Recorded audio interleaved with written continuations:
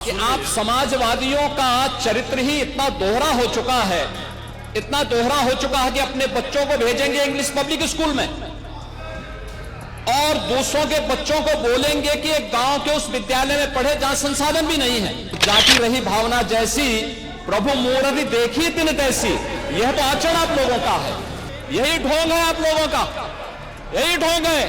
हर अच्छे कार्य का आप विरोध करेंगे, हर अच्छे कार्य का आप विरोध करेंगे। हर अच्छा कार्य जो प्रदेश के हित में है, देश के हित में है, आप उसका विरोध करेंगे।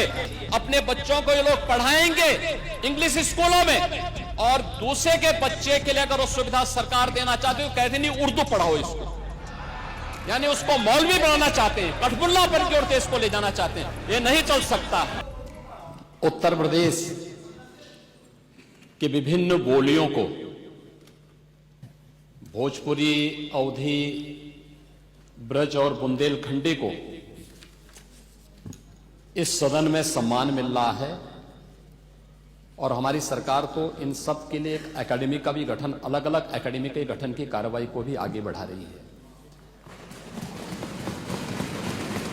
ये सभी हिंदी की उपभाषाएं हैं, यानी हिंदी की बेटियां हैं। भाषा की समृद्धि के आधार है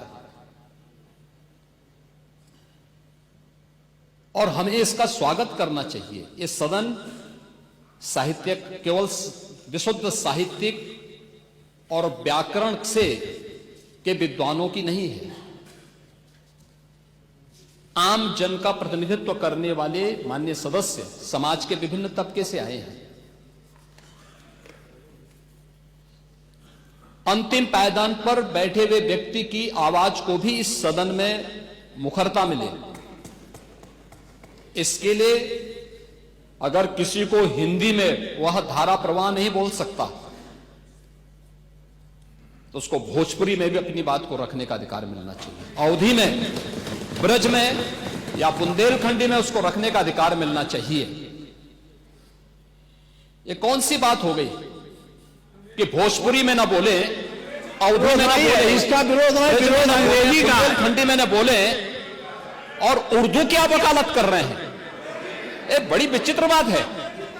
आप मुझे बताइए, मैं इसीलिए कहता हूं कि आप समाजवादियों का चरित्र ही इतना दोहरा हो चुका है, इतना दोहरा हो चुका है कि अपने बच्चों को भेजेंगे इंग्लिश पब्लिक स्कूल में और दूसरों के बच्चों को बोलेंगे कि एक गांव के उस विद्यालय में पढ़े जहां संसाधन भी नहीं है।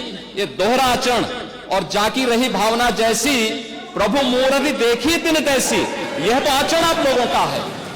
इसीलिए आपने कल भी भोजपुरी का विरोध किया, अवधी का विरोध किया, बुंदेलखंडी का विरोध किया और आप लोग अपने दैनिक जागरण में, दैनिक जीवन में इस प्रकार के आचरण के आदी हो चुके हैं। और इसलिए अध्यक्ष जी, इसका अभिनंदन हम लोग करते हैं और इन बोलियों को सम्मान मिलना चाहिए। इनके संरक्षण के लिए ही हमारी सरकार भोजपुरी एकेडमी का गठन कर रही है, अवधी एकेडमी का गठन कर रही है संत तुलसीदास जी के नाम पर।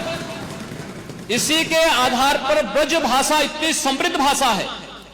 सूरदास जी ने अपनी सभी रचनाएं उसी भाषा में दी हैं। संत तुलसीदास जी ने अपनी कालजयी रचना रामचरितमानस, जो इस सदन में ही नहीं, उत्तर भारत के अंदर और भारत से प्रवासी हुए जितने भी ऐसे लोग हैं जो मॉरिशस में या दुनिया के फिजी में या दुनिया के किसी देश में गए, उनके संकट काल में रामचरितमानस ही तुलसीदास जी का अवधी भाषा में रचा गया, रामचरितमानस ही उनका सहारा बना था।